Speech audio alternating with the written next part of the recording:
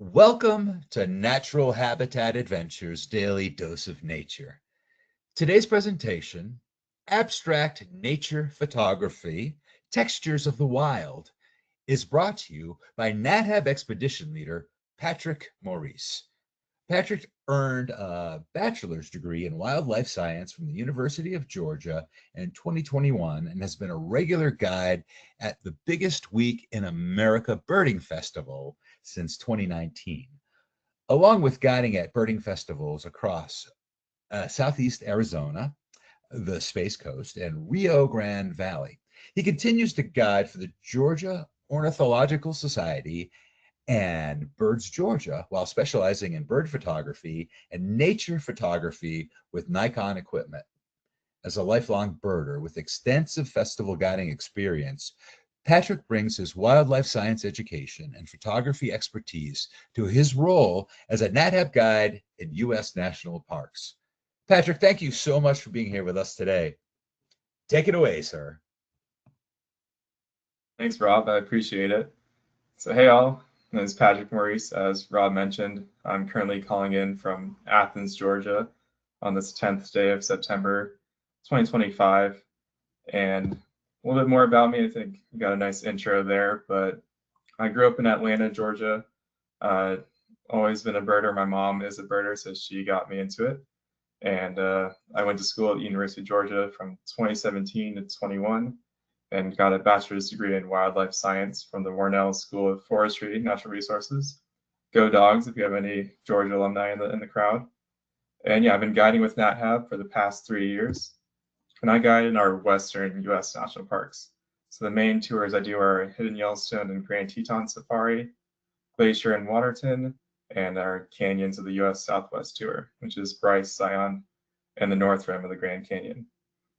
So in this presentation, I'm going to have lots of photos that were taken on those tours, as well as photos I've taken around my home state of Georgia, and some from guiding at the Space Coast Festival in Florida. So what we will discuss today, in this presentation, we're going to talk about abstract nature photography and what is abstract photography, what cameras or lenses do you need, what are good subjects for abstract nature photography, what time of day is best, and should you use color in your photos. So as I go through this presentation, I'll have several pictures with each subject line and give you some examples. And since this is more of a photography webinar, I'll also have my camera tech specs included here in case anyone is interested in that. So first off, what is abstract photography? So from Oxford Languages, the definition for abstract art is art that does not attempt to represent external reality, but seeks to achieve its effect using shapes, forms, colors, and textures. So take, for example, this photo of some driftwood. This was taken with my iPhone 6S, actually. It was taken 9 years ago on Jekyll Island, Georgia. And here you can really see the texture of the driftwood, all the lines kind of moving through, some curves and shells mixed in there. And so often when I'm looking for abstract photos, I'm going to be zoomed in more on a subject and looking at the detail that is present there in nature. So here we have a picture of a Florida scrub jay that I took during the Space Coast Birding Festival a couple years ago. And it's a real life angry bird. You can tell that it's a scrub jay. And I wouldn't call this an abstract photo because you really can tell what it is. You know what you're looking at immediately, and it's more of a portrait. But if you zoom in a little and look at the breast feathers on the scrub jay, now it gets a little different. You can see all the layers and texture of the feathers here, as well as the different colors on the jay's breast. And if you didn't know that this was a Florida scrub jay and I just zoomed in, you may not know exactly what you're looking at first glance, and it might take a few seconds to really hone in and realize what you're seeing. So this was taken with an Olympus OM1 when I was giving that camera a trial run for a little bit, and it was taken at 400 millimeters with an ISO of 1000, an aperture of 6.3, and a shutter speed of 1/640 of a second. So what I really like to photograph when I'm looking for abstract nature out there is trees and plants in general, because there's so much texture in the bark and wood of old trees especially. So here's an old wooden log that I photographed last fall in Bryce Canyon National Park. And this was taken on our Canyons of the Southwest tour. And really, you can see the blocky texture from the drying old bark and the cracks coming through. And it's just like a nice photo that shows how much detail is in with all the wooden grain and cracks that are forming. And to get this photo, I used my Nikon Z8 and wide angle lens, and it was at 78 millimeters, and I kind of got close to the log so I could really just focus in on the texture in the trunk. And the ISO was 720, the aperture was 6.3, nice wide and open, and a shutter speed of 1/2000th of a second. Here's another photo that shows all the texture you get with plants, especially their leaves in the sunlight. So I noticed this manzanita bush on our hike in the Queen's Garden Trail in Bryce Canyon National Park on the same tour last fall. And I noticed when I had the sun out in front of me and shining through the leaves, you can see the leaf shadows kind of in different places depending on where the sun was. There's a little bit of bokeh from the sunlight. So I wanted to capture that and really get that detail and make it more of an artful photo than just a simple photo of the manzanita bush. So I got in close here again and used my Nikon Z8 and wide angle lens at 78 millimeters with an ISO of 4000 and aperture of f20. So I made it smaller to get all the detail in the surrounding leaves and not just hone in on the center of the image. And the shutter speed was 1/640th of a second. So there's no blur here. But you can also take nice photos that are abstract with your phone as well. You don't need a really fancy camera system. This picture was actually taken with my iPhone 14 a couple years ago while guiding out in Yellowstone National Park. And you can really see the texture and pattern here in this old dead tree that a beetle had gone through in the larva. And you can see how it kind of ate its way through the wood. And so you have that contrasting with the cracks of the tree and the old wooden bark. So it makes it kind of cool photo when you're just looking at the textures. And that's what's great about the iPhone is that I can just take it and bring it up to the tree that's probably a few inches away and get a shot like this. So you can also find lots of great textures in rock and especially lava rock. This photo was taken a couple years ago when I was in the Galapagos. I was there with another tour company, and we were out there exploring the islands, and we were on an island that had a recent lava flow. And so you can really get a lot of texture on that recent lava flow because of the lava used to be a liquid before it hardened. So it's got all these squiggles and stuff like that, which you're not going to find in typical rocks like sedimentary rock that you'll find oftentimes around here in the US. And yeah, it's just a cool shot that you can really get nice textures and layers. And this is just another shot with the iPhone as well. So you're going to get asked a lot, what cameras or lenses do you need? And I like to say you can do whatever you want. For me personally, I have a Nikon Z8 and my current phone is an iPhone 16 Pro. They're both great cameras. The iPhone has good macro shot ability, while with my main camera, my Nikon Z8, I've got the 24 to 200 millimeter Z lens for wide angle shots, as well as the 180 to 600 millimeter lens for more telephoto shots. And the reason I use Nikon is just because that's what I've always used. My grandfather actually passed down his Nikon D70 to me when I was 11 years old and really started my photographic journey.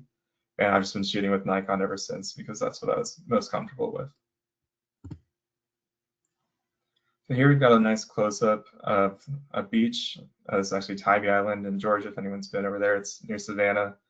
I took this at golden hour at sunset time with my iPhone 16 Pro. And here you can really see the different lines in the sand and the shadows that are formed from that sunset.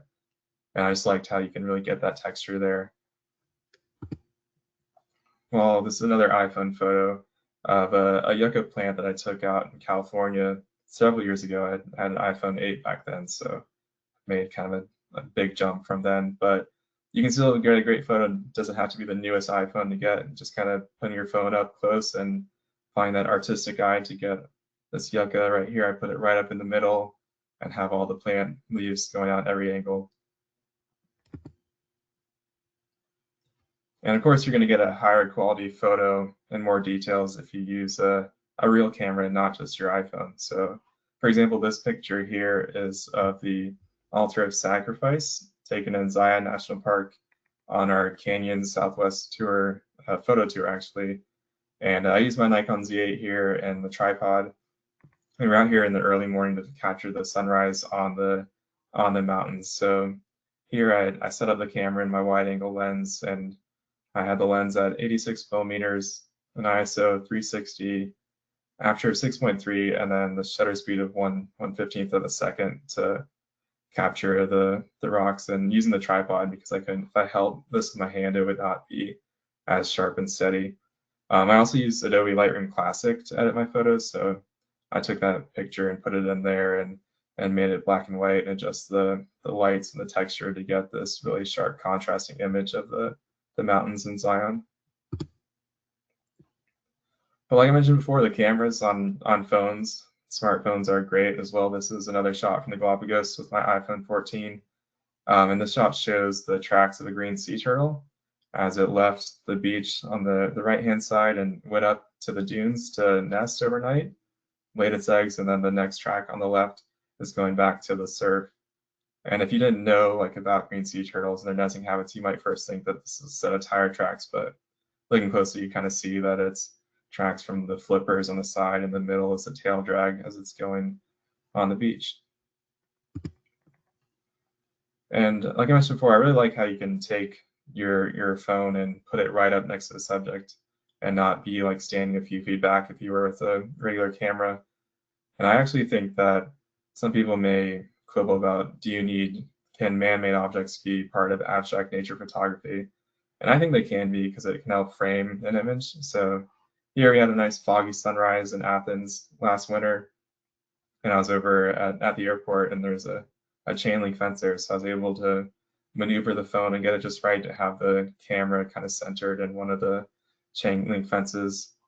And you can't really get that exactly right unless you have the right camera and short lens, or just use your phone, which is easy. And so, as I mentioned earlier, a good camera like a DSLR mirrorless are going to help you take a better abstract photo if you have something in mind, because you have total control over the focus of the image, the zoom, the shutter speed, and that can give you your desired photo. So for example here, this picture is of the mountains in Zion National Park in the morning and the golden light from them reflecting on the Virgin River below. And I wouldn't really call this an abstract photo. It's just kind of, you can see that it's a river and can kind of make out that it's a mountain in the riverside. But as I go through the next couple of pictures, I'm going to show how I made it more of an abstract nature photo.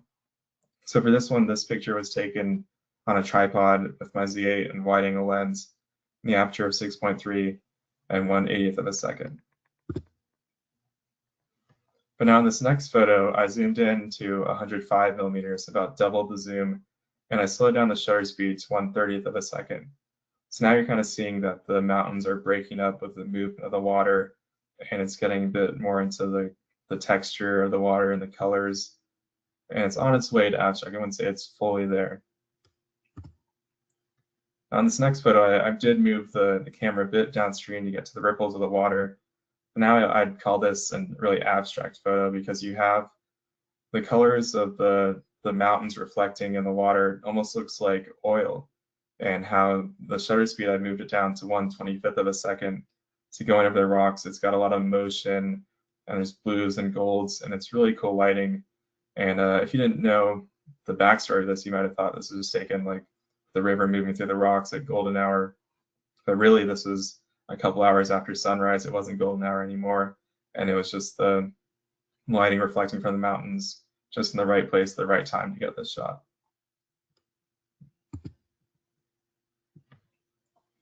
So another fun thing you can do with your camera that I don't really think you can do with the phone, you can maybe try it with a live photo, but probably wouldn't work as well as get a shot like this.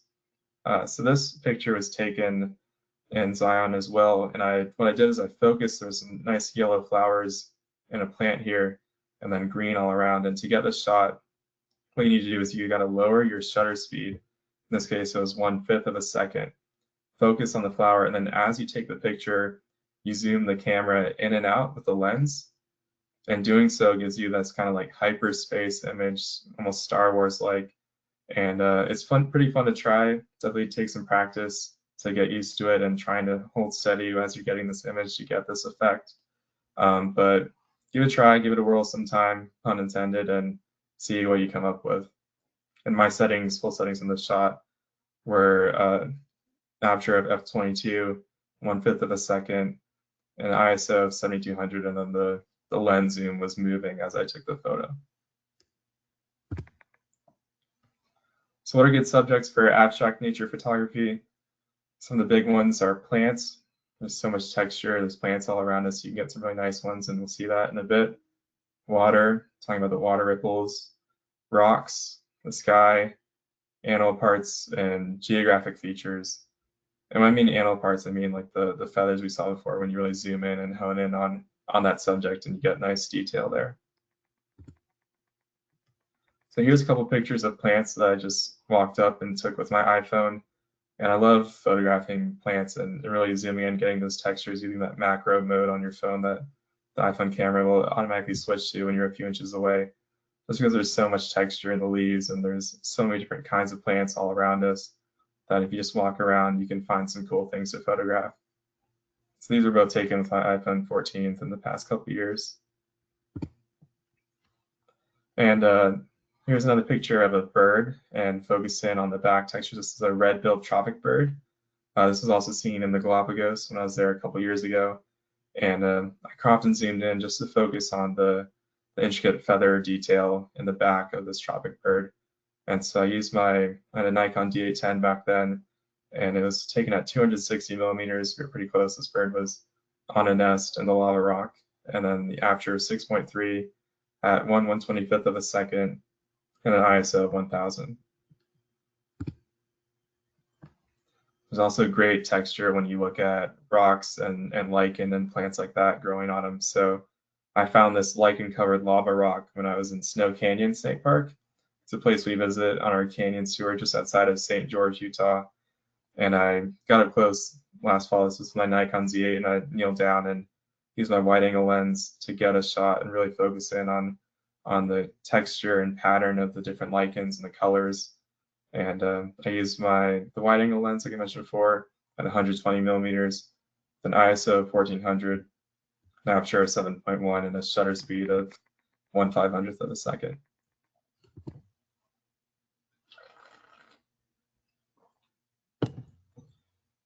So I really like this picture I took of a plant. I don't know the species. This kind of looks like a sunflower of some kind, over in Coral Pink Sand Dunes State Park.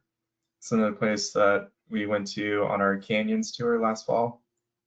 And I really like the shot because I had the sunlight on the other side of me, so it was going through the leaves.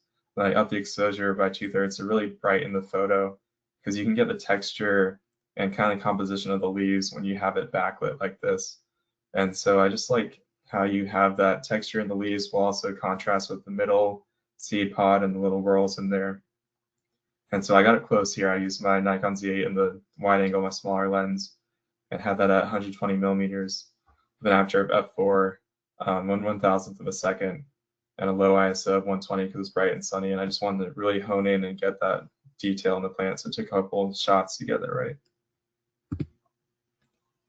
Another shot that I took with another animal part. This is the scales of a timber rattlesnake. And I was not close to it. I was pretty far away, but I used my Z8, and the nice thing about the Z8 is that it's got 45.7 megapixels. So after I take a picture, I can really zoom in and crop down and get some nice detail without losing too much quality. So I actually photographed this rattlesnake. I was in the North Georgia mountains this past summer, and I used my wide angle lens. It was at 155 millimeters with an aperture of 6.3 at 1/200th of a second. And I had to do like a really big crop afterward. Before, it was showing the whole snake, but to focus in on the scales, I cropped in, and thankfully with the Z8, I was able to get this image. If I tried to do this with my iPhone, it would be like a grainy mess just because you can't get that much detail. Here's another close-up of some lichen.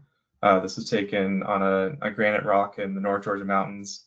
And to get the shot, you can see the really shallow depth of field. So I had a wide aperture, the widest I can get on my telephoto lens. So in this case, it was aperture of 6.3 at 600 millimeters, and I really wanted to focus on the lichen and then have that blur of the rock in the foreground and the blur in the background.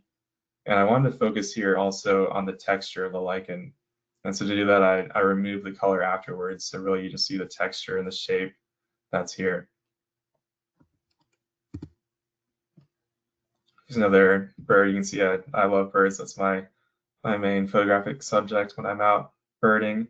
It's the blue-footed booby, which if you're in the Galapagos, you'll see they're quite common there. And I focus in on the head feather detail on this booby because it's really intricate. And it's incredible just how detailed their feathers are and the plumages on all these different birds out there. They're really fun subjects to get with your abstract photos because you can get in close and zoom in, especially on the Galapagos, because these animals are often very close to you on the trail and not afraid, so you can hang out there and photograph them within a couple meters. And this was taken with my Nikon D810 at 320 millimeters with an aperture of 6.3, shutter speed of 1/3200th of a second, ISO 1000, and then I later zoomed in and cropped to just focus on the head feather detail here. You also, when you're on the canyons tour, there's so many great rocks that are really beautiful and fun to photograph. And in St. George, we go to a little slot canyon, and this is also Snow Canyon State Park. And this one, with the wind and water erosion, created all these little rocks that kind of pockmarked the wall. And so I was like, this is a really cool subject to photograph. I had to get this picture. And I used my wide angle lens and the Z8 on this one, and I zoomed back out to 62 millimeters and got up kind of close to really focus in and get that texture.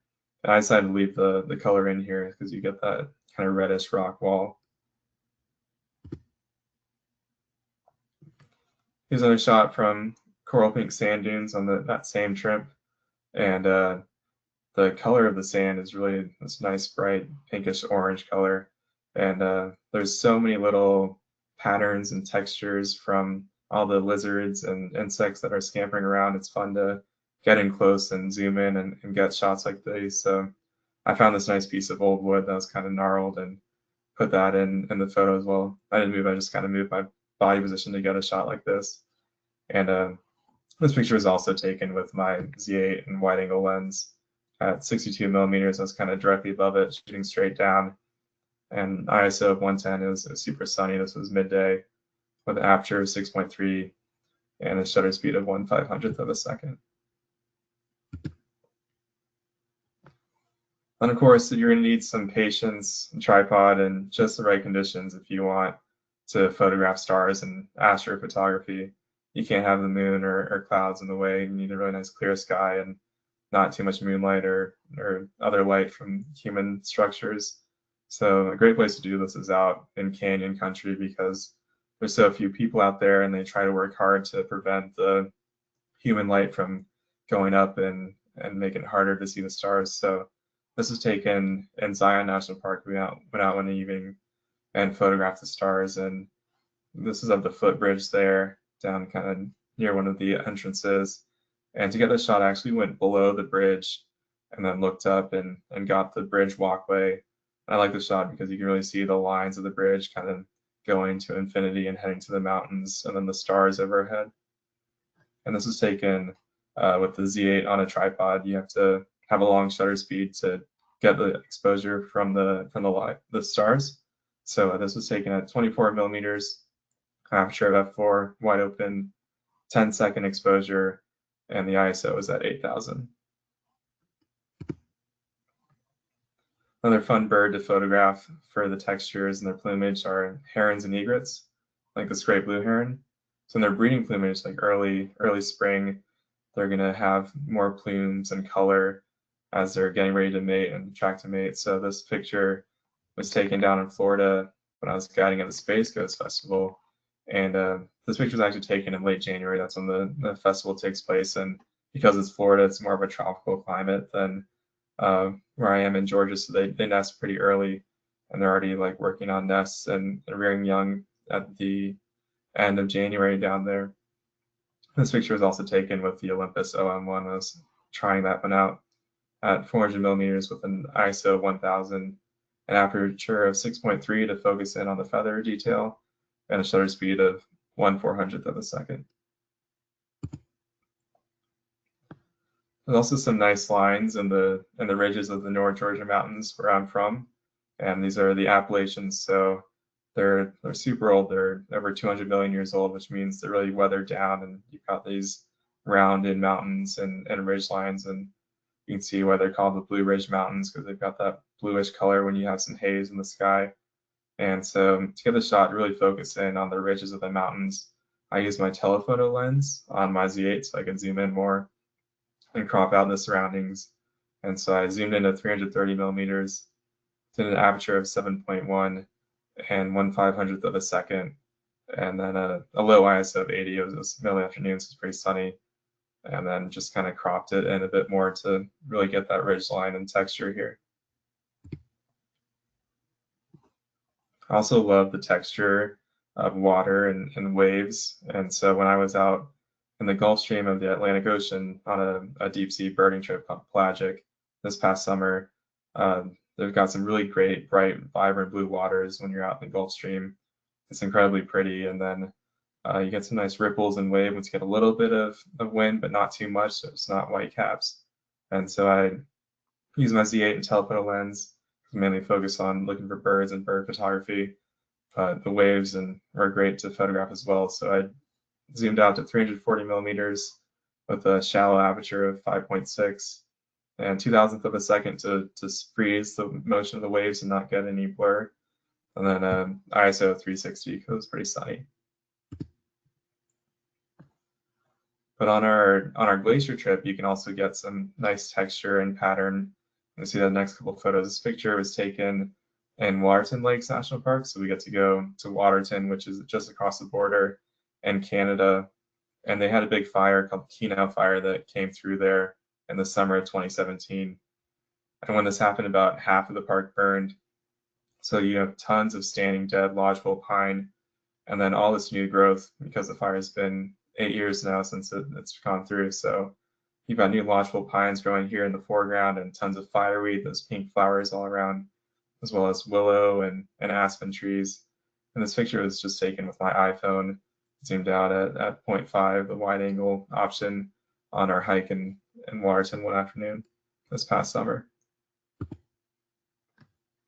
You also see lots of great layered rocks on our glacier and Waterton tour. These are sedimentary rocks. That means they were compressed down at one time when they were part of the shallow sea that was over them and later hardened to rocks. And you get all these different layers in the rock and patterns, which are fun to look at and isolate and try to give you a little bit more an artsy eye. And this is also just taken on the same trail as the previous photo in Waterton with my iPhone 16 Pro.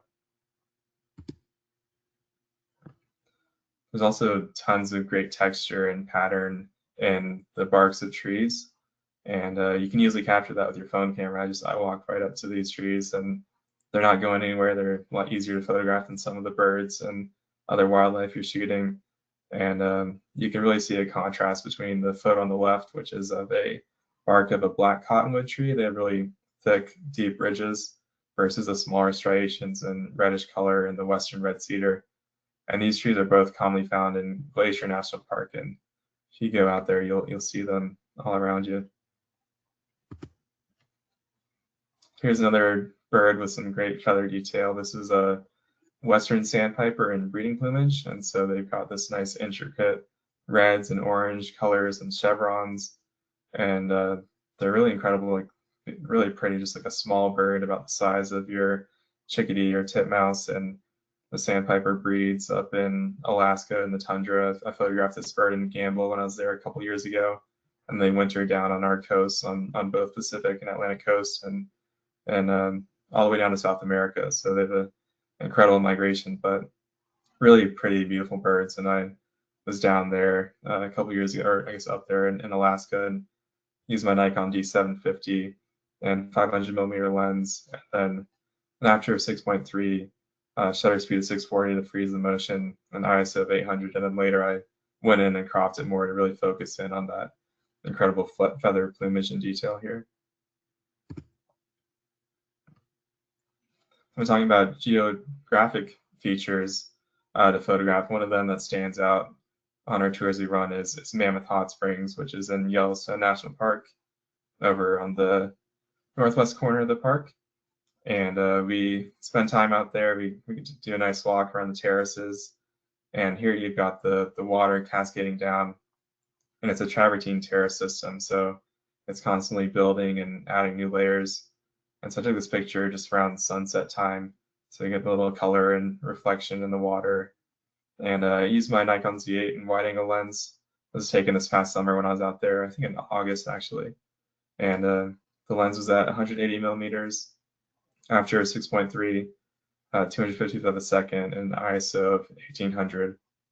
And then just upstream from that, you got the actual travertine terrace here at Mammoth Hot Springs.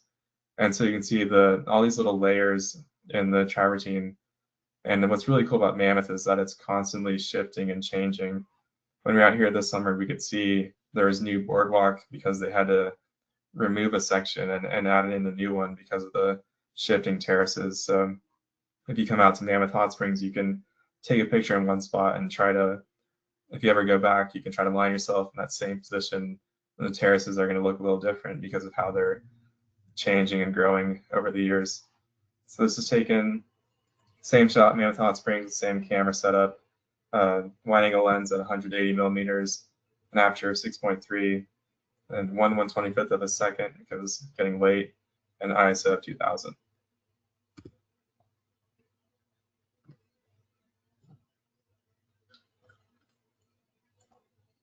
So what time of day is best for abstract nature photography? That's also entirely up to you and what you want to achieve with your photos. Typically in photography, golden hour is the best, and that's about an hour, hour and a half after sunrise and before sunset. And that's when you get some nice lighting that illuminates your subject but isn't too harsh and doesn't blow things out of proportion. But depending on what you're trying to take, and if you do some editing afterwards, you can really take abstract nature photos at any time of day. It's all about what you're looking for and what you're seeing out there. So for instance, in this photo, this picture was taken during golden hour, just after sunrise in Bryce Canyon National Park on our tour out there. And I think sunrise is one of the best times, and just after it, to photograph the hoodoos in Bryce Canyon, because you get them nicely illuminated by the sunlight and then all these shadows coming in from the lower angle of the sun. And then you just get some nice texture, and you can see the conifer trees and all the ridges. And so it's a really fun spot for photography and a great place to visit. So this picture was taken last fall with my Nikon Z8 on a tripod. I was out there, found a nice spot to set up. I used my wide angle lens at 105 millimeters with an ISO of 125, an aperture of 7.1, and the shutter speed was 125 as well. So I just love the texture and different colors you get here in the Bryce and the hoodoos. Here's a photo I got of a spider web on a dewy early morning while I was guiding in the Space Coast Festival in some salt marsh. And in this photo, the reason the spider web is so wet and dewy is that it's a very foggy morning. This is just around sunrise. And so all that water had collected in droplets on the spider's web, and that illuminated it really well. And so if you're out here, mid-morning or mid-afternoon, you wouldn't get a shot like this because the fog will have burned off, the Florida heat will have dried the spider web. So getting out early to get the shot is how I had to do it. But yeah, I think it's pretty cool that you can get all these patterns just found in nature, and spider webs are really intricate and fun to photograph. So I used my Olympus OM1 at 261 millimeters with a shutter speed of 6400th and aperture of 6.1 to get this photo. And then the time of day and shadows are a big factor when you're taking abstract photos and looking for textures and patterns. This picture was taken mid-afternoon while we were in Zion on our helicopter tour that we do out there. And it looked totally different if I took this picture from the same angle in the early morning or if it was a cloudy day, because the shadows would be different and then the textures would look different as well. But I really like this photo because you can see all the water erosion and wind erosion has really shaped and carved out the wall of this canyon, and it's really pretty to step back and get a zoomed out shot of that. And so for this shot, I was in the helicopter, of course. We were kind of at a distance, and then I used my Nikon Z8 and wide angle lens at 105 millimeters with an ISO of 280, an aperture of 7.1, and a shutter speed of 12/50th of a second to freeze it and not get any blur. Then a shot of the sky, not taken at the night. This was a nice sunset taken in Yellowstone this past summer, and the nice color you get is just going to be variable based on the time of day and the lighting conditions. You're not going to get a shot of clouds like this in the middle of the day, just because that's not how the lighting works with sunset time. But this picture was taken just about dusk, right after the sun had gone out of view. And it's also, we're at Mammoth Hot Springs, and taken with my Nikon Z8 and wide angle lens at 180 millimeters. There's more pictures of nice red layered rock that I took in Waterton National Park this past summer. And there's just so much texture in this photo here. There's all these different layers, and it's rock that's really friable, so it's easy to break and it cuts off. And so you just get nice little textures, and then with the sun and the shadows, that also adds to it. And so I like this photo, and I just took this with my iPhone 16 Pro while we were hiking on the trail in the middle of the afternoon, and thought the textures look cool, and I'm glad I did. And then there's some nice green lichen as well that applies some contrast. So this is middle afternoon. It wasn't at any golden hour time. This is a fun shot, one of my favorites. This is a picture I took in February when I was up in northern Minnesota, and it's a really foggy sunrise on a super cold morning in northern Minnesota near two harbors. I was out there looking for northern owls, and the temperature was, I think, -10 degrees on this morning with a wind chill of -28. And so it was super cold. I was freezing, but it made, because it was so cold, the water is warmer, and it made this massive fog bank. And so we were driving along the lakeshore. We saw this and had to stop and take a picture. But you need just the right conditions with the sunrise and the cold weather and warmer lake to get a shot like this. So this was taken with my Z8 and my telephoto lens zoomed out to 200 millimeters and facing into the sun to get that reflection on the water. And here's another shot that I really like of the stars in Milky Way, and just the right conditions for astrophotography. So having a sky without the moon, so you get more of the starlight, and try not have any nearby cities or light being emitted from human sources is really major when you're taking pictures of the stars at night. You're also going to need a tripod because you have to have a long exposure so you can gather enough light for the camera to get a picture like this. So this picture was taken while we were at the north rim of Grand Canyon. Unfortunately, the lodge burned down this past summer, which is a bummer because we used to stay out there and it's a great spot to be. But yeah, I photographed this last fall with my Z8 and on the tripod at 24 millimeters with a wide open aperture of f4 and an 8-second exposure and an ISO of 6400. And then I went in afterwards to Adobe Lightroom and edited the picture to adjust the lighting levels and color. So speaking of color, should you use color in your abstract nature photos? That's up to you. If you want to highlight texture or pattern, I think it's better to remove the color because then you just focus on the textures and the patterns and you're not looking at the color. But it's honestly whatever you choose, and I'll show some examples to explain that. Like for this photo here, this is a old gnarled tree trunk and log, and contrasting against a rock wall. And I took the color out in this picture because then you can really focus in on the different textures. You have the texture of the log and the layers, and then you have the rock wall in the back, and then the gravel below, and then the bushes, the manzanita in between. So you've got all these different layers in the image. And if you still have the color, it'd just be a bit too much to look at, but without the color, it kind of focuses it down to the texture. And this was taken on our Bryce Canyon trip last fall with my camera at a wide angle lens in 24 millimeters.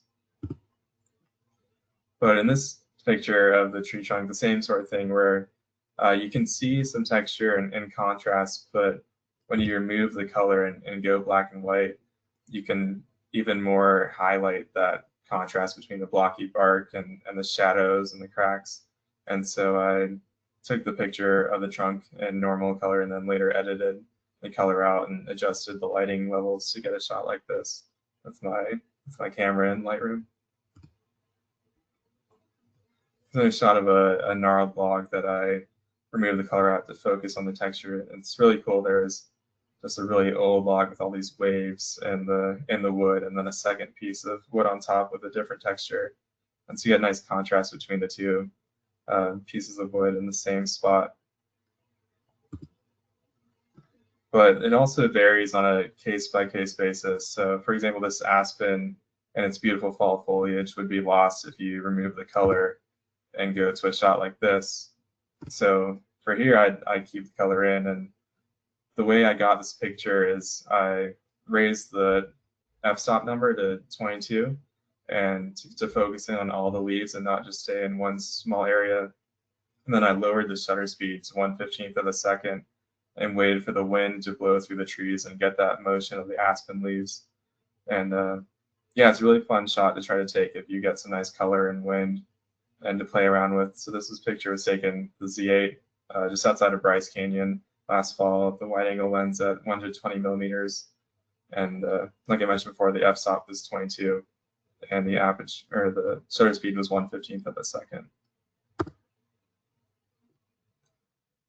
And then another shot where I remove the color in the rocks here in Zion, and then you really focus in on the different layers and pattern. And I think it also makes this picture a little moodier when you take out the color, but maybe that's just me. And then here's another shot of a fern that I took in the North Georgia mountains. And in this case, I think it's up to you if you want to keep the color in or remove it. I think either way, it's both an abstract shot. It just depends on what you want to achieve and what you think is best. I like that you can choose to make it how you want. And there's no one way to make an abstract photo. So in this case, I used my Nikon Z8 and the telephoto lens that was fully extended to 600 millimeters and then a wide aperture of 7.1. So I had a shallow depth of field and really just focused in on a specific part of the fern's leaf and didn't get the rest of the background in focus. And this picture was taken at 1/200th of a second and ISO 3600. So in conclusion, with abstract nature photography, the world is your oyster. You don't need a high-tech fancy camera to take fun abstract photos, and you don't need the exact same setup that I have, like the Nikon Z8 and iPhone 16. You can use any camera system and phone to get a cool shot. So definitely try it out. Let me know how it goes, and thank you all for joining today. All right, Patrick, thank you so much. So before we dive into the questions, I would like to remind everyone that if you do have questions, you can submit them via the question field in your control panel. If you go to that upper right-hand corner where you see the 3 lines, go ahead and click on those. It'll drop down a menu, click on questions, and that's where we will have the questions. All right, so let's dive into them. So are there good times, Patrick, to be using a tripod for abstract photography? Yeah, I'd say you don't need it all the time, but the best time would be if you want to achieve something that shows movement, like in the water that I showed in the Virgin River. And in that case, you can't handhold at like 1/15th of a second without getting some blur. So if you want to work on movement, or if you're trying to get a photo of stars and you need a long exposure, that's the times when I would use a tripod. It's really if you need to slow the shutter down, but otherwise, if you're focusing in more on something you see out in nature in the everyday and it's sunny enough that you can have a higher shutter speed, you don't need your tripod. Great, thank you. So sometimes light is pretty strong on a spider web, so it becomes almost invisible. Is there any way to to control light or ISO to get a photo of that? Yeah, with the spider web, it kind of depends on the camera. I'd say better to use a real camera like the DSLR or mirrorless, because sometimes your phones have trouble focusing in on the small webs of the spider. And so in that case, I would say try to use a camera where you can manually adjust the zoom, and then you can also adjust the focus as well. And if it doesn't pick up on the spider web, I would try to readjust your position so it's well lit up, and then use your focus on the lens to adjust it and try to get that sharp. Great, thanks for the advice. So if I am using a phone and I want to get a close-up, do you recommend zooming in, or should we crop after we take the photo, or something in between? Any recommendations for us? Yeah, I think it depends on the phone, and some of them have multiple cameras now, so it kind of varies. But typically, I recommend not zooming in and just keeping it at the one times, and then putting your phone as close to the subject as possible. Usually, you can be within 6 inches or so and still focus, because as you start to zoom in on your phone, it becomes more of a digital zoom, and you start to lose quality in the picture. So I prefer to take my picture zoomed out at one times, and then get it within 6 inches or so and crop it and adjust it after the fact. Gotcha, thanks. So we've had a couple of questions about how you became interested in photography. Did you take classes? Did you just start playing around to develop your skills? How does one get better? Yeah, so I got into photography, I think mainly because I got into birding first, bird watching. And when you're out there, it just kind of often naturally happens where you're trying to document a rarity, or you just see that bird's so beautiful you want to start photographing them, and it becomes another way to kind of list the bird. So that's kind of how I got started. And thankfully, my grandfather was a photographer as well, and he kind of started me on my journey with a Nikon camera, and that made me get better. And really, the best way, what I love about photography is that I've noticed I've gotten better every year. Just the more often you use it, just like any other skill, practice makes perfect. And of course, I'm not perfect, but anytime you're out and just taking photos, as you continue and take more and more, you'll just hone your craft that way. Gotcha. Thank you so much. We've had a lot of thank yous. They were a lot of people were inspired by this. One of our guests really liked the fact that you included the technical aspects of the image. That was really, really helpful to so many of our guests. So thank you for that. But it looks like that's about all the questions that we are going to have for today. So, well, I'd like to throw it back to you for any closing comments you have for us. Yeah, for sure. I think the biggest thing is that you can find abstract nature and make art anywhere you look. When you're just outside on your walk, if you look at the leaves around you and the trees, or if you see the way the light's coming through, or looking closely at a spider web, or the fall foliage is about to get later in the year as the colors start to brighten. And I think there's just abstract nature all around. It just takes a little bit more investigating and a closer look to get shots like that. So I hope you go try that out and enjoy it. You can find me on Instagram at Patrick Maurice Birding, and I'd be happy if you send me a DM that you've got a nice photo and want to share it, or you can email me as well at patrickmaurice1@gmail.com, and I'd love to see how you do, and happy to help answer any more questions you have. Great. Thank you, Patrick. So what is the next adventure you're going to be leading for NatHab? Yeah, so I actually have one more Hidden Yellowstone Grand Teton safari trip in about a week or so. I guess a couple weeks. I'll be out there from September 20th to the 26th. So hopefully get some nice action with fall color and aspens, and maybe some elk rut action too. That sounds fantastic, Patrick. We'll have a great time out there, and hopefully some of our guests will be lucky enough to go on a trip with you soon enough. All right. Well, I want to thank everyone for tuning in to today's Daily Dose of Nature. You can check out this week's lineup, including registration links, on our website at nathab.com/webinars. We did record today's presentation, and we will have the replay available on our website soon, and look for an email on that. With that, I will conclude the webinar. So long, everybody. We will see you next time.